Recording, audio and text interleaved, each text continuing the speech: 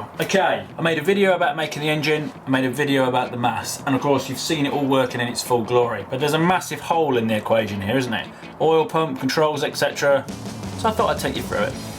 So what I've done, I've took the lid off, and then I'm just going to point to stuff and tell you what it is. The oil system's quite simple. It's basically a window wiper motor, which is quite good because it's got a gearbox on it, and then that's attached to this shaft to a power steering pump. Now the oil's quite thick when it's cold, so it needs quite a bit of power to get it going. And then we've got an oil temperature gauge as well, and this little fat tube here, this is basically the oil reservoir, because you need quite a bit of oil, or else it'll just boil up and cook itself. Now around the back here we've got our filler pipe, which is open vented, and the actual outlet of the turbo just drops into the top, and you can't fill that all the way up the top. That needs to be like gravity, it needs to just fall out there, so don't fill it all the way up or else it'll screw it up. Now around the back, it comes out the oil pump, goes through here, and then this little T-piece here goes off to a 3-bar pressure relief valve, which is just off a boiler, and basically if it gets too high a pressure, that kind of lets it by and stops the turbo over pressurising, and then it goes up here, do into all this malarkey. Oh, look at this, looks way complicated. It's actually very simple.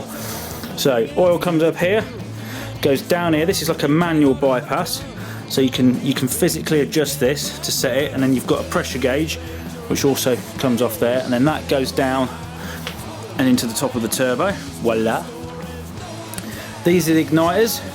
Basically go to the spark plugs. All they are is off cookers. You just turn this, and then that just pushes the button. You can hear it clicking away. Got 2 of them because I've got one on like the afterburner, and then here we've got the gas regulating valves. Now these are off air compressors. You can get these off eBay for about 8 quid, as you can get them off eBay for 8 quid. I'll stick the links in the description.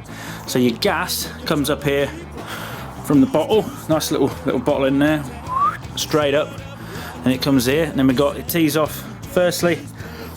For this one, this goes up to your front grille into a little regulator. The front grille's not on here, so that's where that would go. Then it comes along here, tees off again. This is kind of like for the afterburner. I'll show you that in a minute. And then tees off into the main one, which goes out there, down, and then into the end of the jet engine. So the afterburner, like I said, comes down here. Little solenoid valve there, and then it comes down into this little rail, which is a bit like the fuel rail. It's just a pipe with a hole drilled in the end, and then that cuts across. As of yet, I've only had limited success with the afterburner, so I'd kind of ignore that bit for the time being. Not too complicated, is it? No, not really. Now if I put the lid back on, there, just plug the... So I've got the lid on, and then basically we need to attach the jet to the barbecue. So you do that round here. So there's the exhaust, there's the outlet of the jet, and I've made this wonderful bendy bit of pipe on the back here, and then that sits on there and then goes up into the back there.